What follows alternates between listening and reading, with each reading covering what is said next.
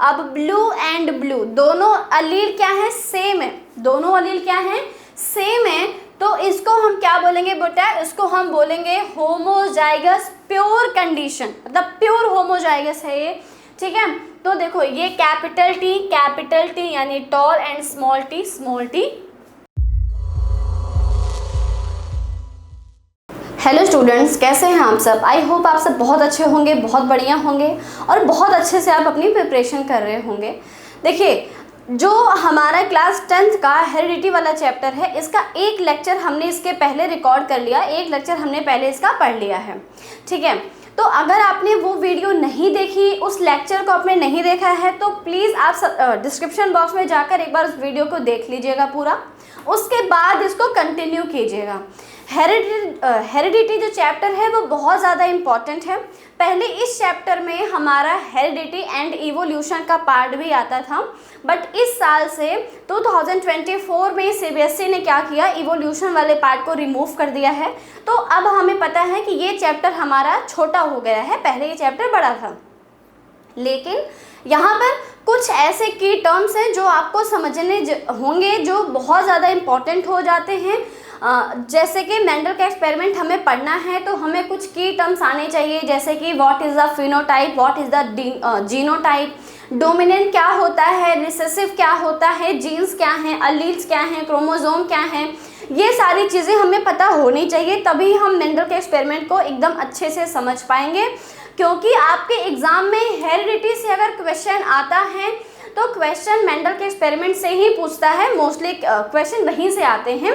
Question ऐसे होगा कि आपसे पूछेगा, भैया what is the genotype ratio of monohybrid cross, या फिर what is the phenotype ratio of monohybrid cross.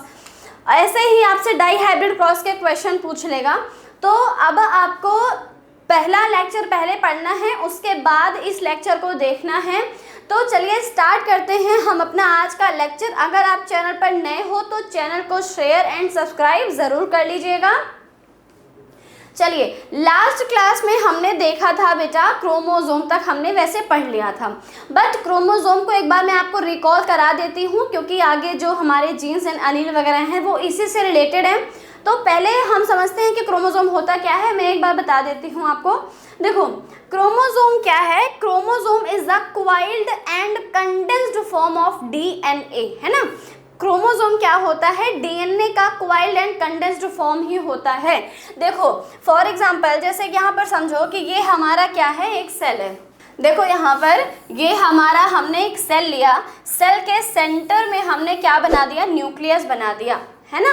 अब इस न्यूक्लियस के अंदर एक थ्रेड लाइक स्ट्रक्चर ऐसे स्कैटर्ड फॉर्म में बिखरे पड़े हैं बेटा, स्कैटर्ड फॉर्म में हैं, मतलब बिखरे हुए होते हैं, और इस थ्रेड लाइक स्ट्रक्चर को हम बोलते हैं डीएनए। क्या बोलते हैं, DNA. DNA stands for deoxyribose nucleic acid, and DNA हमारा जेनेटिक मटेरियल है। इसके पास हमारे सारे इंफॉर्मेशन स्टोर्ड होते हैं, जैसे कि हमारे आंखों का कलर क्या होगा, है ना, कलर ऑफ आइज हो गए, हमारे ईयर लोब कैसे होंगे, हमारे बालों का टेक्सचर कैसे होगा, हमारी आईब्रो कैसे होगी, हमारे लिप्स कैसे होंगे, हमारे नोज का शेप कैसा होगा, ये सारी इंफॉर्मेशन डीएनए के पास होती है ना। एक डीएनए की जो लेंथ है वो अराउंड 2 मीटर तक की होती है। एक डीएनए की लेंथ इतनी होती है 2 मीटर तक की। बस ये उसमें क्वाइल्ड होता है, मतलब ऐसे उसमें एकदम कंडेंस्ड फॉर्म में पड़ा हुआ होता है। लेकिन ये तो एक नॉर्मल सेल है। अब मान लो इस सेल में डिवीज़न स्टार्ट हो जाए, जो हमने सेल लिया है बेटा, इस सेल में अगर डिवीज़न की प्रोसेस स्टार्ट हो जाती है, तो ये जो हमारा डीएनए है, जो कि अभी तक क्या है, अभी तक बेटा स्कैटर्ड फॉर्म में है, अभी तक थ्रेड लाइक स्ट्रक्चर में है और स्कैटर्ड फॉर्म में है। लेकिन अगर इसमें डिवीज़न की प्रोसेस स्टार्ट हो जाए तो जो हमारा डीएनए है, जो स्कैटर्ड है, वो क्या हो जाएगा, ऐसे इस तरीके से क्वाइल्ड हो जाएगा। इस तरीके से क्या हो जाएगा बेटा, क्वाइल्ड एंड कंडेंस्ड फॉर्म में हो जाता है। और इस coiled and condensed form of DNA को हम क्या बोलते हैं, क्रोमोसोम्स। क्या बोलते हैं बेटा, क्रोमोसोम, ठीक है। तो what is the chromosome, chromosome is the coiled and condensed form of DNA. आई बात समझ में, ठीक है। अब फंक्शन क्या है क्रोमोसोम का? तो बेटा फंक्शन होता है क्रोमोसोम का किसी भी ऑर्गेनिज्म में उसका सेक्स डिसाइड करना कि भाई उसका जेंडर क्या होगा। उसके बाद अगर बात करते हैं ह्यूमन बॉडी की, तो ह्यूमन बॉडी में टोटल 23 पेयर में क्रोमोसोम हैं, यानी कि जो ह्यूमन बॉडी का एक सेल में कितने क्रोमोसोम होते हैं? 23 पेयर में होते हैं क्रोमोसोम, ठीक है। In human body, each cell contains 23 pair of chromosome. Chromosomes are becomes visible during the cell division. देखो अभी आपको याद होगा, जस्ट अभी मैंने बताया कि जब इस सेल में डिवीजन की प्रोसेस स्टार्ट होगी तो वो जो डीएनए क्वाइल्ड एंड कंडेंस्ड हो जाएगा। अब इसको हम क्रोमोसोम बोलेंगे। इसका मतलब ये है कि जब सेल में डिवीजन नहीं हो रहा होता तो हम क्रोमोसोम उसमें नहीं देख सकते हैं। तो chromosomes are becomes visible during the cell division, सिर्फ सेल डिवीजन के टाइम पर ही हमें दिखता है। एंड लास्ट है, each chromosome is made up of DNA tightly coiled many times around cells around called histone. Histone बेटा एक तरीके का प्रोटीन्स होता है जो डीएनए में पाया जाता है। दैट सपोर्ट इज स्ट्रक्चर, ये इसके स्ट्रक्चर को सपोर्ट करता है, सपोर्ट प्रोवाइड कराता है, ठीक है। ओके चलो अब उसके बाद हम देखते हैं नेक्स्ट, ये बेटा क्या है? ये टर्म है हमारा डिप्लॉइड एंड हैप्लॉइड का कॉन्सेप्ट क्या होता है। अभी मैंने बताया कि एक ह्यूमन बॉडी में 23 पेयर में क्रोमोसोम होते हैं और क्रोमोसोम हमेशा पेयर में ही होता है। Chromosomes are always present in the pair, ठीक है। इतनी बात समझ में आई? तो बेटा देखो, जब क्रोमोसोम पेयर्स में होते हैं तो हम उसको डिप्लॉइड बोलते हैं, है ना। when the chromosomes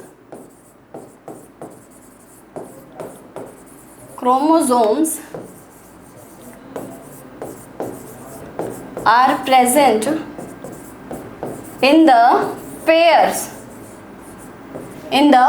then it is called diploid मतलब दो, diploid का मतलब क्या है बेटा? दो pair, it is called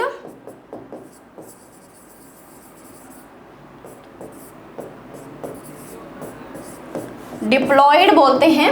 and बेटा इसको रिप्रेजेंट करते हैं 2n से। कैसे रिप्रेजेंट करते हैं? 2n से इसको हम रिप्रेजेंट करते हैं, ठीक है। अब सेकंड क्या है बेटा? सेकंड है haploid. When chromosomes are present in the single, है ना, जब सिंगल में होता है तो हम उसको क्या बोलते हैं? उसको बोलते हैं हैप्लॉइड क्रोमोसोम। क्या बोलते हैं? हैप्लॉइड। और ऐसा कब होता है? तो देखो एक चीज समझो, हमारे बॉडी में जितने भी सेल हैं सब में क्रोमोसोम पेयर्स में है, यानी कि all the cell of human body are diploid, सारे डिप्लॉइड होते हैं एक्सेप्ट द गैमीट सेल। बेटा जो हमारे गैमीट हैं उनको छोड़ के, गैमीट कैसे होते हैं? गैमीट सेल होते हैं हैप्लॉइड और उसको रिप्रेजेंट करते हैं किससे? तो रिप्रेजेंट करते हैं n से, ठीक है। n से रिप्रेजेंट करते हैं, यानी कि जो गैमीट सेल होगा इसमें कितने क्रोमोसोम होंगे बेटा? तो इसमें 20 क्रोमोसोम होते हैं इंडिविजुअल। कितने क्रोमोसोम? 20 क्रोमोसोम होंगे इंडिविजुअल, ऐसे, ठीक है। जैसे 1 2 3 4 5 6, ऐसे ही लास्ट कौन सा होगा बेटा? लास्ट होगा 23rd वाला। और ऐसे बात करते हैं, ये चलो मान लो ये हमारा मेल गैमीट है, ये क्या है? मेल गैमीट है। बात करते हैं फीमेल गैमीट की, तो फीमेल गैमीट में भी कितने होंगे? लास्ट होगा हमारा 23rd क्रोमोसोम क्या होगा? लास्ट वाला क्रोमोसोम होगा, ठीक है। अब देखो इंडिविजुअल बात करते हैं तो यहाँ पर 23rd ये है, 23rd ये है।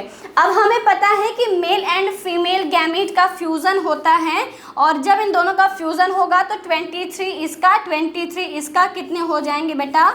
46 हो जाएंगे और एक नया सेल बन जाएगा जाइगोट, और ये जाइगोट आगे जाके फ्यूचर में एक फीटस एंड फिर उसके बाद एक प्रोजेनी का फॉर्मेशन कर देता है। इसका मतलब ये है कि हमारे बॉडी में जो 23 पेयर में क्रोमोसोम है, किसमें है? 23 पेयर क्रोमोसोम है, उसमें से हमें एक क्रोमोसोम अब देखो कि जो हमारा ये मान लो कि ये जो एक जाइगोट है, ये क्या है बेटा, ये एक हमारा जाइगोट है, ठीक है। और ये जाइगोट कैसा है, तो जाइगोट कैसा होता है, डिप्लॉइड है ना। इसका मतलब यहाँ पर क्रोमोसोम पेयर्स में होगा। तो देखो मान लो कि ये एक क्रोमोसोम है, क्रोमोसोम नंबर 2, ये है क्रोमोसोम नंबर 3, सॉरी ये है क्रोमोसोम नंबर 3, ये है क्रोमोसोम नंबर 5, ये है क्रोमोसोम नंबर 6 एंड ये है क्रोमोसोम नंबर नेक्स्ट जो भी है, ठीक है। ये मान लो लास्ट है 23rd वाला, ये कौन सा है, लास्ट 23rd वाला। अब देखो इसका, इस क्रोमोसोम का बेटा सेकंड पेयर है ये क्रोमोसोम नंबर 1,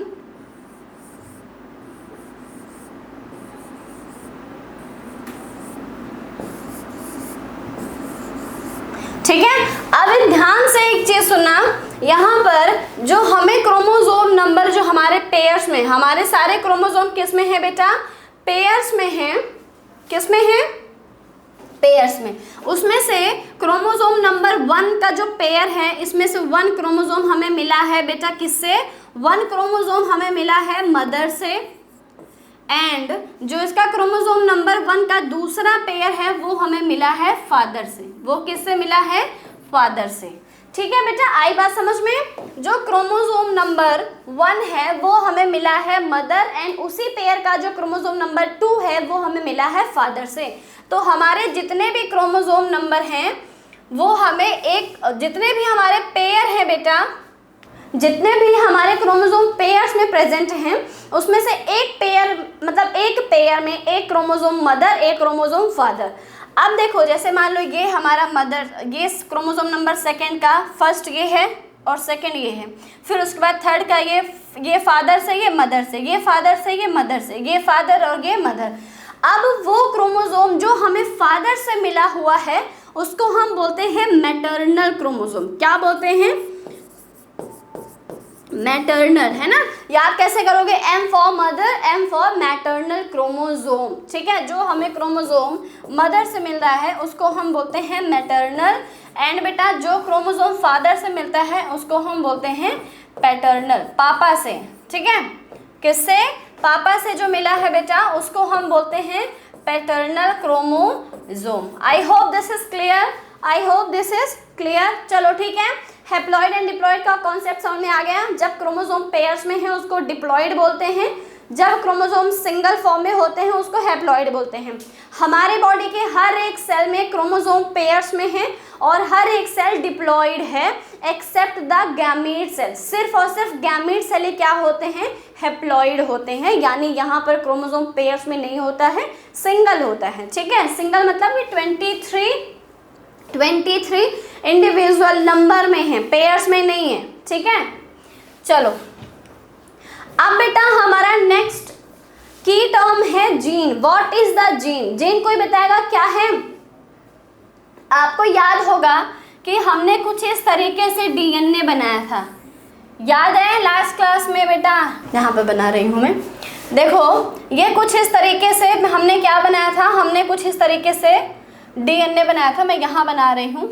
ये हमारा डीएनए है और इसकी लेंथ कितनी है, लेंथ आपको पता है, लेंथ कितना बताया बेटा, ऑन एन एवरेज 2 मीटर हमारे डीएनए की लेंथ होती है, ठीक है। चलो अब जो डीएनए है यहाँ पर हमारे सारे इंफॉर्मेशन हैं, हमारे डीएनए में सारे इंफॉर्मेशन होते हैं। मान लो फॉर एग्जांपल कि ये किसी का डीएनए हमने लिया, ठीक है।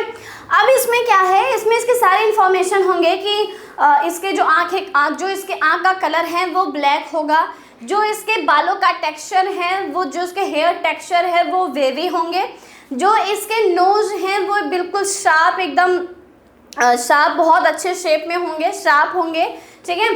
जो इसके ईयर लोब हैं वो फ्री होंगे, वो क्या होंगे, फ्री होंगे। तो ये सारे इसके जो कैरेक्टर हैं ये इसके डीएनए में स्टोर्ड हैं, डीएनए के पास सारे के सारे इंफॉर्मेशन इसके हैं, ठीक है। अब डीएनए का मान लो एक पार्ट ये है, डीएनए का एक ये फ्रेगमेंट है, एक ये पार्ट है, ये इसके पास इंफॉर्मेशन है आइज कलर, इसके पास क्या इंफॉर्मेशन है, इसके पास इंफॉर्मेशन है आइज कलर, ठीक है। चलो उसके बाद ये इतना पार्ट जो डीएनए का है, इसके पास इंफॉर्मेशन है ईयर लोब, कि भाई इसका ईयर लोब कैसा होगा, ठीक है, फ्री होगा या फिर अटैच्ड होगा। ये वाला जो पार्ट है, इतना इसका सेगमेंट है, इसके पास ये इंफॉर्मेशन है भाई इसकी नोज की शेप क्या होगी, ठीक है, इस बंदे की नोज की शेप कैसी होगी, ठीक है। इतना जो इसका डीएनए है वो ये बोलता है कि भाई देखो इसका जो हेयर है, हेयर का टेक्सचर कैसा होगा, हेयर का टेक्सचर क्या होगा, ये इतने पार्ट में इसके स्टोर्ड है, ठीक है। उसके बाद बेटा नेक्स्ट पार्ट जो है वो बताता है कि भाई इसकी हाइट क्या होगी, इसकी हाइट क्या होगी, कितनी होगी, ठीक है। चलो ये सारे इसके क्या है, ये सारे इसके जेनेटिक कैरेक्टर हैं, जेनेटिक इंफॉर्मेशन है, वो डीएनए के पास स्टोर्ड है। अब आप ये देख रहे हो कि डीएनए का एक पर्टिकुलर सेगमेंट जिसके पास एक कैरेक्टर है, डीएनए का एक पर्टिकुलर सेगमेंट जिसके पास एक पर्टिकुलर कैरेक्टर है, उसी सेगमेंट को हम बोलते हैं जीन। क्या बोलते हैं बेटा, जीन। तो जीन क्या है, gene is the segment of DNA, gene is the segment of DNA, ये देखो it is a segment of DNA, ठीक है। तो gene is the basic and functional unit of DNA, gene क्या है, डीएनए की बेसिक एंड फंक्शनल यूनिट होती है। सेकेंड है gene is made up of DNA, obvious सी बात है भाई डीएनए से ही तो बना है, ठीक है। It is a segment of DNA that codes for a particular phenotype और फंक्शन, ठीक है। मतलब कि डीएनए फिनोटाइप मतलब कि उसका फिजिकल फीचर कैसा है, उसके नोज का शेप कैसा है, आईज कलर कैसे हैं, हेयर टेक्सचर कैसे हैं, ईयर लोब कैसे हैं। तो ये सारे जो इसके इंफॉर्मेशन हैं वो डीएनए के कुछ पर्टिकुलर सेगमेंट में स्टोर्ड होते हैं and that segment is known as gene. उस सेगमेंट को हम क्या बोलते हैं, जीन बोलते हैं। I hope this is clear, आपको इतना समझ में आ गया है। तो जीन क्या है, तो जीन एक डीएनए का एक फ्रेगमेंट होता है, एक पार्ट होता है जिसके पास एक पर्टिकुलर कैरेक्टर स्टोर्ड है। आई बात समझ में।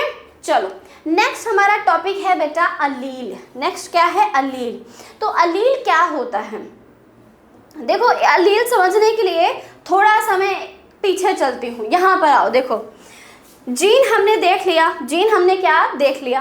अब देखो यहाँ पर ये है कि एक डीएनए का एक सेगमेंट ऐसा है जिसके पास ये इंफॉर्मेशन है कि भाई इस बंदे की आँख का कलर क्या होगा, कलर ऑफ आईज इसकी कैसी होंगी, इसके ईयर लोब कैसे होंगे, इसके नोज का शेप क्या होगा, ठीक है। ये हमने सब कुछ देख लिया। अब एक बात बताओ कि अगर बात करते हैं हम कलर ऑफ आईज का, तो बेटा एक बात बताओ कि आँख के कलर में भी तो बहुत सारी वैरायटी है ना, कलर ऑफ आईज। भाई कलर ऑफ आइज की बात करते हैं तो किसी का बेटा ब्लू हो सकता है, किसी का ब्लैक भी हो सकता है, किसी का ब्राउन भी होगा, है ना, किसी का ग्रे हो सकता है, किसी का ग्रीन भी हो सकता है ना। उसके बाद हेज़लनट, किसी का हेज़ल हो सकता है। तो देखो जो कलर ऑफ आईज एक डीएनए का एक पर्टिकुलर पार्ट है जिसके पास की इंफॉर्मेशन है कि इसके यहाँ का कलर ऐसा होगा, बट उसमें भी तो वैरायटी है ना। देखो यहाँ पर ब्लू भी हो सकता है, ब्लैक भी हो सकता है, ब्राउन भी हो सकता है, ग्रे भी हो सकता है, ग्रीन भी हो सकता है, बहुत सारी वैरायटी है। बात करते हैं अगर नोज़ की, तो भाई एक बात बताओ, नोज़ भी तो अलग अलग हो सकते हैं ना। किसी की ऐसे पकौड़ी जैसे नाक हो सकती है ना, पकौड़े के जैसे बिल्कुल, और किसी की बेटा एकदम शेप में अच्छी तीखी करारी सी, है ना। उस किसी की नोज़ हो सकती है, नाक कहते हैं भाई बड़ी सुंदर नाक है इसकी, बड़ी बहुत ब्यूटीफुल सी नोज़ है। तो अब देखो नोज़ में भी वैरायटी है। बात करते हैं ईयर लोब, तो किसी का ईयर लोब फ्री हो सकता है, किसी का ईयर लोब बेटा फ्री होगा, या फिर किसी का अटैच्ड हो सकता है। तो भाई यहाँ पर वैरायटी तो देख रहे हो। तो एक पर्टिकुलर जीन में जो वैरायटी है, that variety is called as allele. What is the allele? Allele are different form of the same gene. एक जीन है, उसके पास इंफॉर्मेशन है कलर ऑफ आईज की। अब इसमें भी डिफरेंट फॉर्म है भाई, कलर ऑफ आईज ब्लैक भी हो सकता है, ब्लू भी हो सकता है, ग्रीन हो सकता है, ग्रे हो सकता है, ब्राउन हो सकते हैं। तो बहुत सारे कलर हैं, बहुत सारी वैरायटी हैं। तो उसी वैरायटी को हम क्या बोलते हैं? अलील बोलते हैं। समझ में आई बात? यहाँ पर देखो, अलील is the different form of same gene. एक ही जीन के डिफरेंट फॉर्म। एक जीन है, उसके पास ये इंफॉर्मेशन है, ईयरलोब। ईयरलोब कैसा होगा? अब बेटा ईयरलोब फ्री भी हो सकता है, अटैच भी हो सकता है, ठीक है। एक हमारी आई, एक मतलब जीन है, उसके पास ये इंफॉर्मेशन है कि हेयर टेक्सचर कैसा होगा।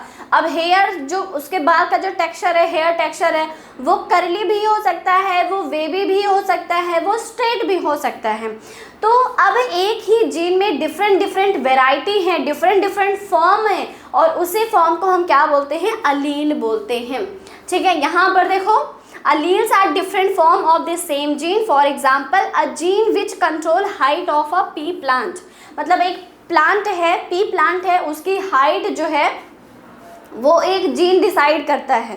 एक जीन जो है बताता है कि भाई देखो ये पी प्लांट है, इसकी हाइट ये होगी। अब हाइट टॉल भी हो सकती है, डॉप भी हो सकती है ना। तो अब देखो यहाँ पर plant has two alternative form. Alternative form का मतलब या तो ये भी होगा, या तो फिर या तो ये या तो वो, है ना। या तो टॉल होगा या तो फिर डॉफ होगा। तो alternative form, one of the allele control capital T. Capital T का मतलब होता है टॉल, ठीक है। वन क्या है? Capital T, while other control डॉफनेस यानी कि स्मॉल टी। आई बात समझ में? आई होप दिस इज क्लियर।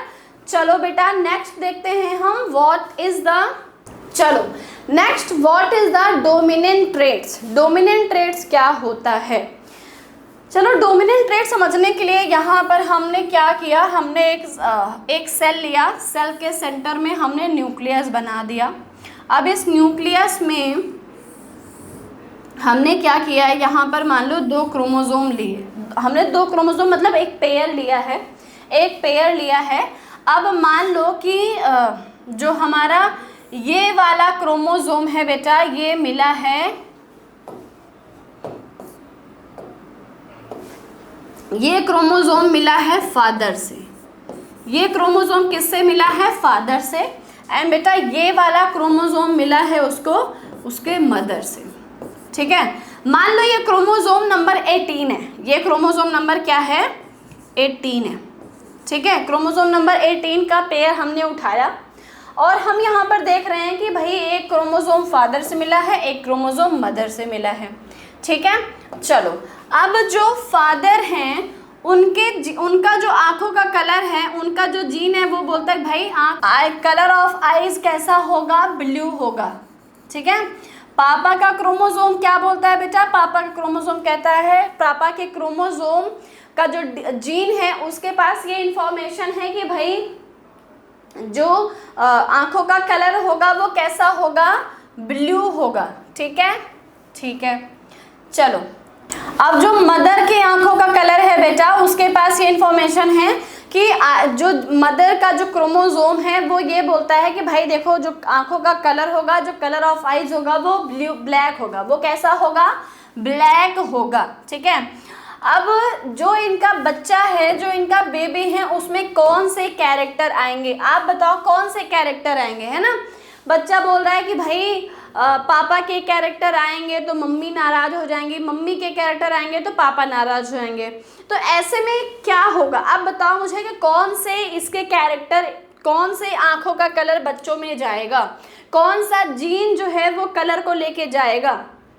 तो अब यहाँ पर देखो कि जो इनका बच्चा है बेटा, वहाँ पर इसका जो कैरेक्टर आ गया वो आ गया ब्लू। वो क्या आ गया है? यहाँ पर मैं लिख रही हूँ, वो कैसा हो गया बेटा? वो आ गया ब्लू। जो इनका चाइल्ड था उसमें जो आँख के कलर थे वो कैसे हो गए? ब्लू हो गए, ठीक है। अब देखो यहाँ पर जब बच्चे की आंखों का कलर ब्लू हो गया, इसका मतलब जो ब्लू कलर वाला जीन था, उसके जो अलील थे वो क्या थे? डोमिनेंट हो गए। वो क्या हो गया बेटा? डोमिनेंट हो गए। तो what is the dominant traits? Dominant traits is one that will be expressed phenotypically in heterozygous. बेटा ये हेट्रोजाइगस है, ठीक है। एक सेकंड दो मुझे। हेट्रोजाइगस, ठीक है। तो हेट्रोजाइगस का मतलब होता है जब 2 डिफरेंट अलील एक जीन पर हों। मतलब एक ही जीन पर दो डिफरेंट अलील होते हैं तो हम उसको हेट्रोजाइगस कंडीशन बोलते हैं। और हेट्रोजाइगस कंडीशन में हमेशा डोमिनेंट ट्रेट्स ही अपने आप को एक्सप्रेस कर पाता है। यहाँ पर देखो कि जो फादर का जो जीन था उसमें इंफॉर्मेशन थी कि भाई कलर ऑफ आईज जो है वो ब्लू होगी, तो इनके बच्चे का कलर कैसा हो गया, बच्चे के आँख का कलर कैसा हो गया बेटा, ब्लू हो गया। क्या हो गया है, ब्लू हो गया है। और जो हमारा डोमिनेंट ट्रेट्स है वो सिर्फ तभी एक्सप्रेस करता है जब कंडीशन हेट्रोजाइगस होती है। हेट्रोजाइगस का मतलब क्या है कि एक ही जीन पर दो डिफरेंट अलील हों, उसको हम क्या बोलते हैं, हेट्रोजाइगस कंडीशन। नेक्स्ट है हमारा रिसेसिव ट्रेट्स। रिसेसिव ट्रेट्स क्या है, recessive traits is the one that will only express in homozygous. Homozygous condition क्या है, देखो ये हमने एक सेल बनाया और इस सेल में हमने क्या किया, न्यूक्लियस बना के ऐसे एक क्रोमोसोम हमने ले लिया, ठीक है। अब मान लो कि ये जो क्रोमोसोम है वो हमें किससे मिला है, मदर से, ठीक है। ये क्रोमोसोम फादर से, ठीक है। अब एक क्रोमोसोम मदर, एक क्रोमोसोम फादर। अब मदर का जो क्रोमोसोम है वो बोल रहा है कि देखो जो आंखों का कलर है वो कैसा होगा, वो होगा ब्लू। मदर के जो आँख का कलर वो कैसा होगा, ब्लू होगा। एंड बेटा जो फादर का जो जीन है वो भी बोलता है कि भाई आँखों का जो कलर होगा, कलर ऑफ आइज होगा, वो भी कैसा होगा, ब्लू होगा। अब देखो कि यहाँ पर क्या हो गया, यहाँ पर सेम अलील हो गए, और जब अलील सेम हो जाएंगे तो हम उसको क्या बोलेंगे, होमोजाइगस कंडीशन। ऐसे में जो उनका बच्चा है, जो उनका चाइल्ड होगा, बच्चे के आँख का कलर कैसा हो जाएगा बेटा, ब्लू हो जाएगा। कैसा हो जाएगा, ब्लू हो जाएगा। तो ऐसा कंडीशन, इस कंडीशन को हम क्या बोलते हैं, इस कंडीशन को बोलते हैं homozygous condition. Recessive traits is the one that will only express in homozygous condition, ठीक है। डोमिनेंट ट्रेट्स बेटा तभी होता है, डोमिनेंट का मतलब देखो वो अलील जो बड़ा स्ट्रॉन्ग होता है, जो अलील स्ट्रॉन्ग होता है वही अपने आप को,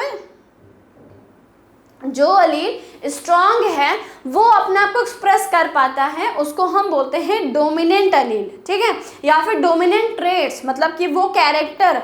और बेटा जो थोड़ा सा वीक होता है, जो कमज़ोर होता है, जो पीछे हट जाता है, वो कैसा होता है, वो होता है रिसेसिव। ये सिर्फ उसी कंडीशन में अपने आप को एक्सप्रेस कर पाएगा जब दोनों अलील सेम होंगे।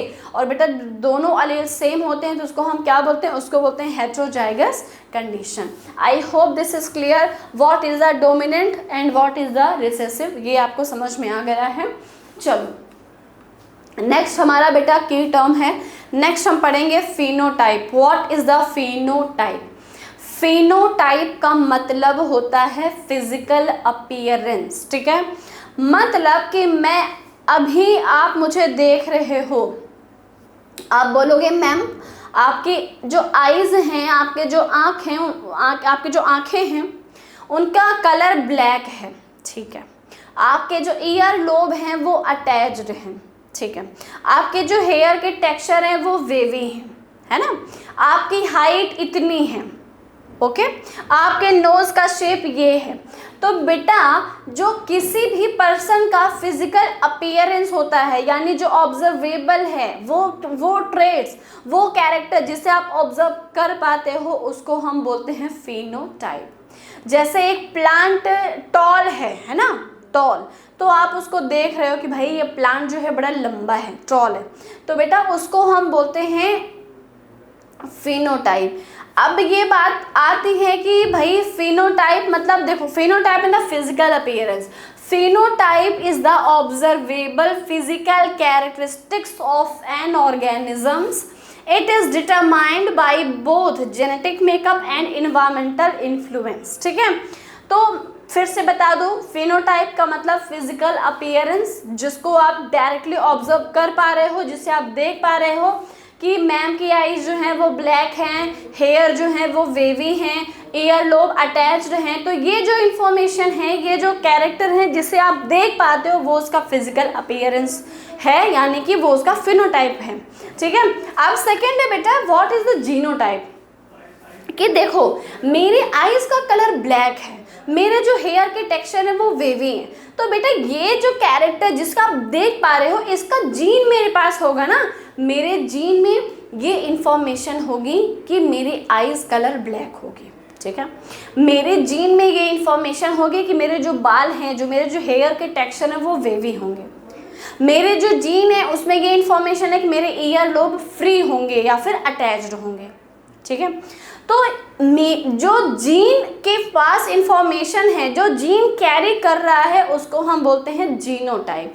तो बेटा मेरा जीनोटाइप जो है वो बताता है कि मेरे आँख का कलर कैसा होगा, मेरे बालों के टेक्सचर कैसे होंगे, मेरी हाइट क्या होगी, मेरा नोज़ कैसा होगा, मेरी आईब्रो कैसे होंगी।